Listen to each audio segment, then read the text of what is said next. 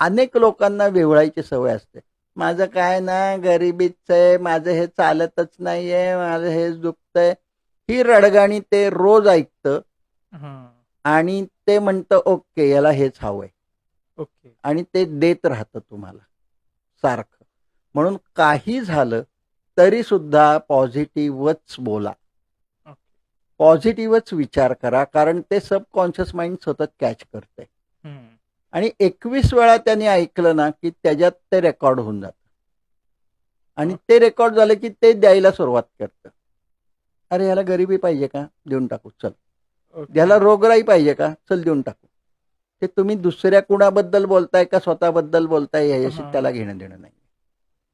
तुम्ही समजा एखाद्या काकूबद्दल बोलत असाल. नालायकच आहे, हरामखोर आहे, असं आहे, तसं आहे, निगेटिव्ह, निगेटिव्ह, निगेटिव्ह. हं. त्याला वाटतं हे स्वतःबद्दल बोलतायत, चला अट्रॅक्ट करतायत. ओके. अडचणी इथे यायला लागतात. आपण काय आहे माहिती आहे का? आपण सकाळ संध्याकाळ मॅनिफेस्टिंग करू. हं. आपण 555 करू. आपण 369 करू. पण दिवसभर आपण काय करतोय? तर हे सगळं हां. निगेटिव्ह करतोय. उपयोग होत नाही ना.